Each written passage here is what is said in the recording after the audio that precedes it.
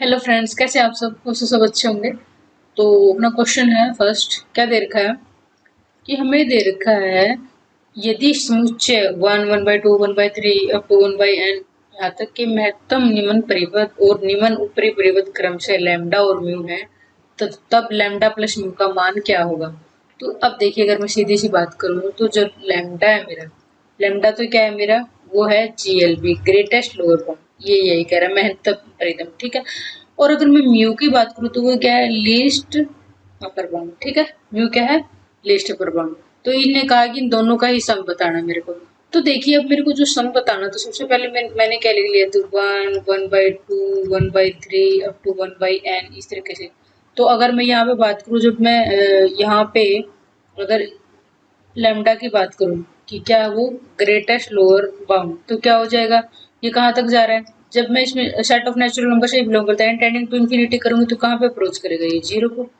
तो मेरा कहने का मतलब है, ये जो पूरा सेट है, ये जो पूरा सेट है 0 से 1 के बीच में आएगा, 0 से 1 के बीच में आएगा। तो ग्रेटेस्ट लोअर बाउंड लैम्डा तो मेरा क्या हो गया, जीरो हो गया। समझ रहे हैं ना आप। तो फिर क्या रहेगा, म्यू।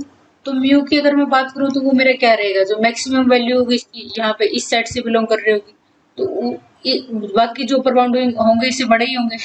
बाकी जो अपर बाउंड होंगे वो क्या होंगे, 1 से बड़े ही होंगे। तो फिर क्या हो जाएगा, ये म्यू 1 हो जाएगा। तो लैम्डा प्लस म्यू मेरा क्या हो जाएगा, 0 + 1 = 1। कौन सा ऑप्शन हो जाएगा, option B is the correct answer. बस सीधी सी बात। नेक्स्ट देखिए, नेक्स्ट इसने क्या कहा है कि इन्होंने कहा वास्तविक संख्याओं का अनुक्रम फलन होगा। मतलब ये पता है क्या कहना चाह रहा है कि अगर मैं बात करूं कि sequence of real number, sequence of real number का पैटर्न क्या होता है। सीक्वेंस ऑफ रियल नंबर का पैटर्न क्या होता है कि एक फंक्शन एफ डिफाइन किया जाता है, कहाँ से, सेट ऑफ नेचुरल नंबर से अप टू रियल नंबर। बस ये जो जो सीक्वेंस में हम सबसे पहली बार एंट्री करते हैं, जब सीक्वेंस सीरीज में हम सबसे पहले बार एंट्री करते हैं, तो ये होता है हमारा। तो कौन सा होगा, सीक्वेंस ऑफ रियल नंबर यही रहता है कि ये तो हमारा नंबरिंग देने के लिए होता है सीक्वेंस ऑफ सीक्वेंस को। तो फंक्शन एफ डिफाइन करेंगे सेट ऑफ नेचुरल नंबर से रियल नंबर के ऊपर, ठीक है। कौन सा ऑप्शन हो जाएगा, option B is the correct answer. बस सीधी सी बात। तीसरा देखिए, क्वेश्चन क्या दे रखा है मेरे को। इन्होंने कहा कि नीचे दिए गए अनुक्रमों में अनुक्रम 1/n का उपक्रम क्या है। मतलब ये है कि मेरे को ये दे रखी है 1/n, मेरे को क्या दे रखी है, सीक्वेंस दे रखी है। तो उप अनुक्रम का मतलब क्या है कि सब सीक्वेंस बताने, इनमें से कौन सी होगी, सब सीक्वेंस बताने मेरे को। तो यहाँ पे तो गाइस जो सेकंड ऑप्शन है, यहाँ पे -1 की पावर n है, ठीक है। तो अब मेरे को पता है, सबसे पहले अगर मैं लिख लूँ कि 1/n जो सीक्वेंस है वो कैसे होगी, 1 1/2 1/3, और n टेंडिंग टू इन्फिनिटी पे जीरो को भी अप्रोच करेगी, मतलब एग्जैक्टली नहीं होगी, तो इस टाइप का फॉर्मेट होगा। तो अगर मैं ऑप्शन से चेक करूँ तो जो n तो कभी भी नहीं हो सकता, क्यों, इसमें तो इस तरीके का एलिमेंट है 1 2 3। तो ये इसकी सब्सिक्वेंस कैसे बन सकती है, नहीं बनेगी ना सब्सिक्वेंस। सब्सिक्वेंस क्या होगी, क्या होना चाहिए, जो ये सीक्वेंस दे रखी मेरे को, इसमें कंटेन भी तो होनी चाहिए ना। तो पहला कैंसिल हो गया। दूसरा क्या है, ऑप्शन बी की अगर मैं बात करूँ, यहाँ पे -1 की पावर n है। माना कि नंबर तो मेरे मैच हो रहे हैं, लेकिन इस तरीके से मैच हो रही है, तो अल्टरनेट प्लस माइनस, तो ये भी मेरी क्या होगी, सीक्वेंस का मेंबर नहीं होगी, ये भी कैंसिल हो गया। थर्ड अगर मैं बात करूँ, थर्ड की अगर मैं बात करूँ ऑप्शन सी की, तो वो क्या है, 1/n+1। तो ये क्या पता बच जाए, n=1 पुट किया तो क्या हो जाएगा, 1/2 1/3 अप टू इस तरीके से जाते जाएंगे। हाँ, ये क्या है, ये मेरी पूरी तरीके से जो सीक्वेंस दे रखी है उसमें कंटेन हो रही है। तो ऑप्शन कौन सा होगा, option C is the correct answer. रही डी की बात, डी ऑप्शन में तो क्या रहेगा, 2n है, तो 2n में क्या, तो 2 के मल्टीपल होंगे, 2 4 6, ये तो बन ही नहीं रही बात है ना, ये तो मेरा इसमें आएगा ही नहीं ना। तो फिर क्या हो जाएगा, option C is the correct answer. Next guys, अपना फोर्थ क्वेश्चन क्या दे रखा है। इन्होंने कहा कि यदि अनंत श्रेणी समेशन un के धनात्मक पद अभिसारी, तो कुछ पदों के बाद ये अपसारी हो जाता है, ये इनमें से कौन सी कंडीशन है वो।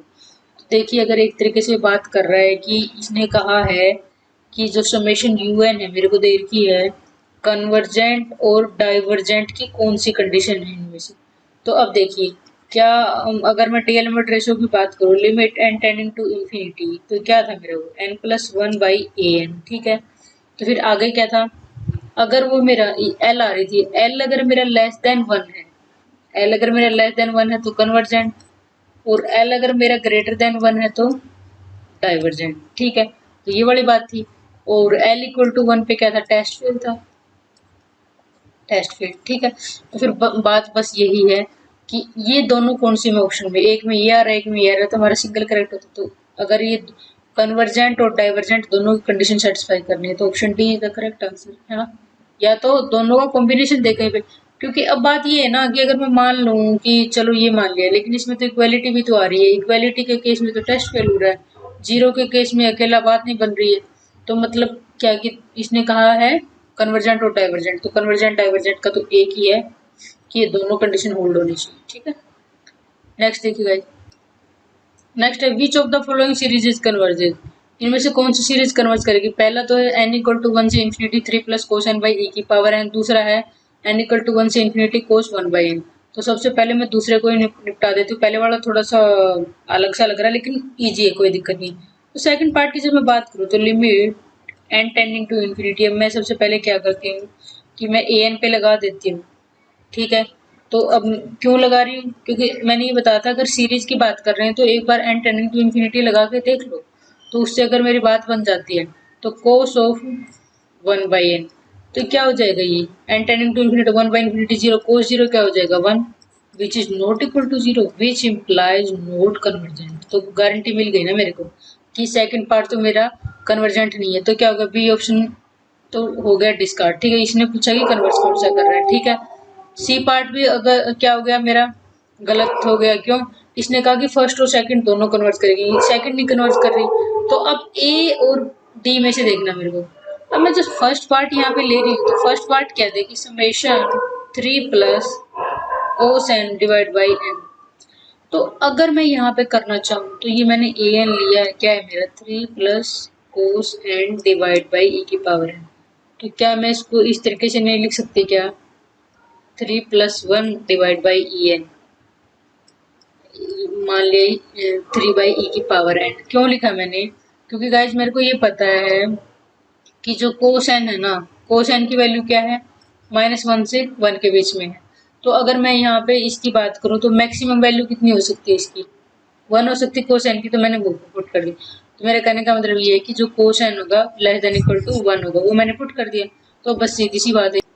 तो देखिए यहाँ पे अगर मैं बात करूँ कि जैसे ये मेरी सीरीज होगी जो दे रखी है और लेस देन इक्वल टू किससे 4 बाई ई की पावर एन, इस तरीके का फॉर्मेट है। तो एन टर्म ले ही लेते हैं हम, क्यों सीरीज को क्यों उठाए फिरेंगे हम, ए एन है less than equal to 4 by e की पावर एन। तो अगर ये कन्वर्ज कर जाएगी तो ये मेरी ये वाली भी कन्वर्ज कर जाएगी, आई मीन दिस। तो फिर अगर यहाँ पे मैं अगर इसके जो यहाँ 4 बाई ई की पावर 4, यहाँ पे अगर मैं कोची रूट टेस्ट लगाऊं कि इसको मैं पी एन मान लेती हूँ कि यहाँ पे मैंने क्या लगा दिया बी एन की पावर 1 बाई एन, तो ये आ गया मेरा। तो क्या ये मेरा 4 की पावर 1 बाई एन है और नीचे ई हो गया।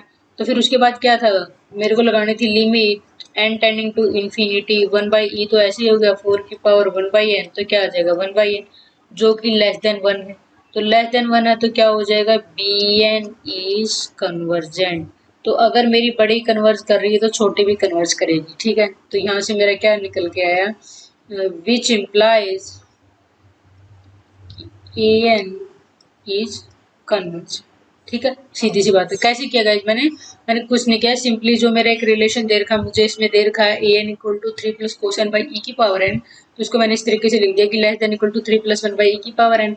और मैं इसको इस तरीके से लिख सकती हूँ, ऐसा कोई इशू नहीं कि मेरे को पता है कि कोसेन कोस एक्स क्या फर्क पड़ता है, चाहे कुछ भी हो कोस के अंदर, तो उसकी मैं ज्यादा से ज्यादा वैल्यू 1 तक ही जाएगी, उससे ज्यादा नहीं जाएगी। तो 4 बाई की पावर एन, फिर मैंने कोची रूट टेस्ट अप्लाई कर दिया इस पे, तो कोची रूट टेस्ट अप्लाई किया तो लेस देन 1 हो गया, कन्वर्जेंट हो गया तो बड़ी। ठीक, नेक्स्ट अगर जी sequence sine n pi by 2 by n n equal to 1 से इनफाइनाइट देर का इसमें कन्वर्जेज, ये कब कन्वर्जेज करेगी। तो सबसे पहले हम क्या कर लेते हैं कि a n equal to sine n pi by 2 by n, ये ले लिया मैंने। ठीक है, तो अगर कन्वर्जेस टू अगर की बात करें तो अगर मैं सीधी सी भाषा में बात करूँ तो जो ये ऊपर वाली है ना, अब मेरे को पता है कि जो साइन एक्स है इसके अंदर चाहे कुछ भी हो, मैंने साइन एक्स मान लिया, तो -1 से 1 के बीच में रहेगा। आई मीन कि ये तो वैल्यू मेरी क्या रहेगी, ऑलवेज फाइनाइट रहेगी। तो फिर यहाँ पे जब मैं limit n tending to infinity apply करूंगी तो फिर क्या हो जाएगा, sine n pi by 2 divide by n है, तो ऊपर वाले तो वैल्यू क्या हो जाएगी अगर मैं बात करूँ फाइनाइट, और नीचे क्या हो गया इन्फिनिटी, तो कहाँ पे अप्रोच करें जीरो पे, तो कौन सा ऑप्शन हो जाएगा, option A is the correct answer. बस सीधी सी बात। कभी कभी तो क्या होगा कि बिल्कुल दिखने में अटपटे बट इजी। ठीक है, नेक्स्ट देखिए। नेक्स्ट गाइस देखिए, series summation n equal to 1 to infinity n plus 1 by n की पावर एन प्लस 1 है minus n plus 1 by n है पूरे की एन है माइनस एन है। तो कह रहा है कि ऑप्शन ए डाइवर्जेंट है, कन्वर्जेंट है, ऑसिलेटरी फाइनाइटली और ऑसिलेटरी इनफाइनाइटली। तो सबसे पहले तो मैं क्या लिख दूंगी, मैंने ए एन लिख दिया, यहाँ पे लिख देते हैं क्या फॉर्मेट है, एन प्लस 1 बाई एन इसकी पावर एन प्लस 1, ठीक है, minus n plus 1 by n, ये भी हो गया। तो टोटल की पावर क्या है, माइनस एन। तो अगर मैं यहाँ पे कोची रूट टेस्ट लगाना चाहूँ तो फिर यहाँ पे भी मैं लगा दूंगी 1 बाई एन। तो फिर देखिए, तो यहाँ पे अगर मैं बात करूँ सीधी, तो क्या रहेगा, यहाँ निकाल लेते तो इस एन से मेरा ये एन कट जाएगा, क्योंकि ये तो टोटल के पावर में है ना इसके पूरे के।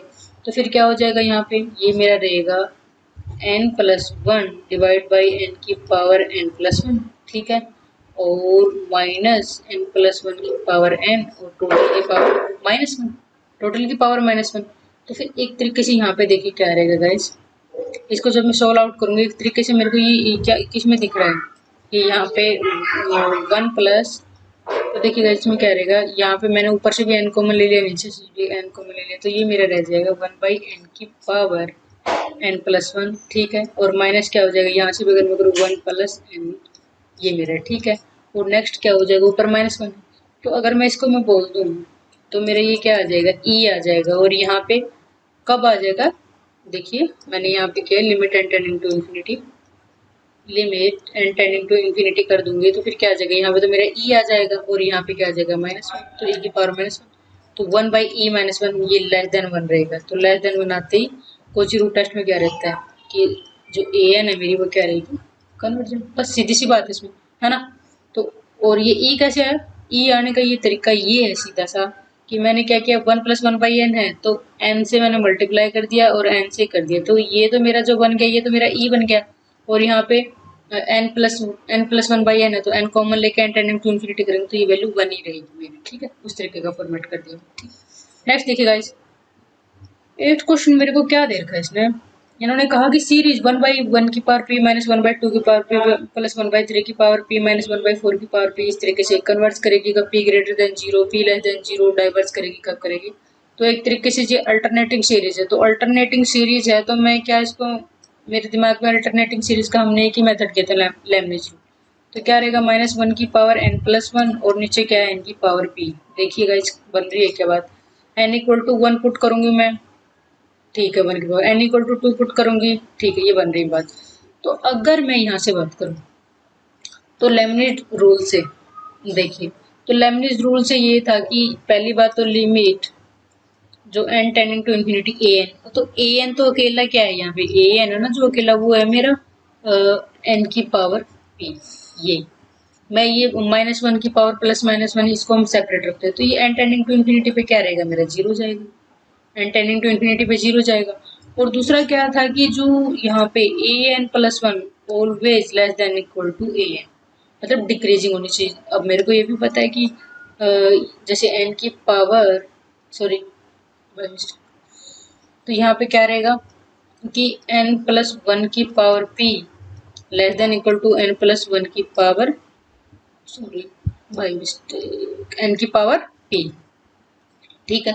लेकिन ये चीजें मेरी कब होंगी, ये चीजें मेरी कब, अगर मान लिया, देखिए ध्यान से देखिएगा, मैं बाई ऑप्शन चेक करना चाहती हूँ तो लेमनिज से ये क्या हो जाएगा, कन्वर्जेंट हो जाएगा, लेकिन कब, लेकिन कब, क्योंकि अगर देखिए अगर इसने कहा कि p लेस देन 0, अगर p लेस देन 0 हो गया ना तो n, p लेस देन 0 हो गया तो नेगेटिव हो गया, नेगेटिव होते ऊपर आ जाएगा, नेगेटिव होते क्या जाएगा, ऊपर आ जाएगा, ठीक है, तो गड़बड़ हो जाएगी मेरी।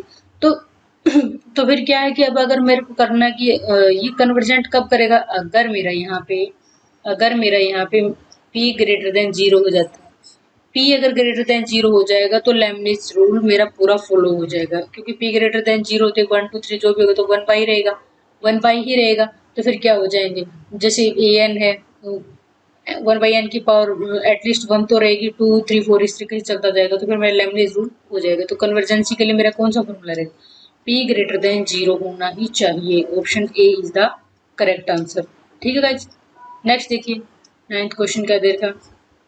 9th क्वेश्चन हमें दे रखा है general solution of reference relation AR-5 AR-1 plus 6 AR-2 equal to 4 की power n r greater than equal to 2 is क्या रहेगा, A1 5 की आर प्लस A2 6 की r plus 8 into 4R, where A1 into r arbitrary constant. Second है A1 into 2 की power r plus A2 into 3 की power r plus A into 8 into 4 की power are, फिर A1 A2 are arbitrary constant. इस तरीके से option C and D है। ठीक है, तो देखिए गाइस, इसका ऑप्शन जो करेक्ट ऑप्शन है वो मेरा है ऑप्शन बी। और इसको एक बार होल्ड पे रखते हैं, इसको करेंगे इस टाइप का, अभी तक मतलब किया नहीं, इसका रिजल्ट करेंगे बाद में, बताते हैं इसको। थोड़ा एक बार देखिए, डायरेक्ट रिजल्ट ही बताया मैंने। नेक्स्ट देखिए इसमें, नेक्स्ट है if A1 A2 AN B1 B2 BN are non negative real number. Non negative है मतलब क्या है, या तो जीरो होंगे या पॉजिटिव होंगे, नेगेटिव नहीं। Sorry, such that A1 greater than B1 A2 greater than B2 AN greater. देखिए अब इसने अगर मेरे को क्या दे रखा है कि नॉन नेगेटिव, सीधी सी बात है, ये अपना इनइक्वालिटीज में आता है, नॉन नेगेटिव नंबर है, रियल नंबर है। और उसने क्या दे दिया, A1 ग्रेटर देन B1 है, A2 ग्रेटर देन B2 है, up to AN greater than BN है मेरा। ठीक है, तो फिर अगर मैं यहाँ पे बात करूँ तो अब ऑप्शन देखते हैं, A1 A2 AN greater than B1 B2 BN, but A1 A2 A1 plus A2 plus AN ये क्या होगा, less than equal to B1 plus B2। तो अगर मैं यहाँ पे ना सीधी भाषा में बोलूँ, अगर हम थोड़ा कॉमन सेंस भी यूज करें, तो जब मेरे को हर एक रिलेशन के बारे में इसने ये दे रखा कि A1 बड़ा है B1 से, A2 बड़ा है B2 से, AN बड़ा है BN से, तो क्या हो जाएगा, अगर मैं लेफ्ट वालों की मल्टीप्लाई करूँ, अगर इंडिविजुअल टर्म ही मेरी बड़ी आ रही है तो इनकी मल्टीप्लीकेशन क्या बड़ी नहीं आएगी। A1 A2 AN ये मेरा बड़ा हो जाएगा B1 into B2 into B3 into up to BN। एक तो मेरा ये रिजल्ट रहेगा।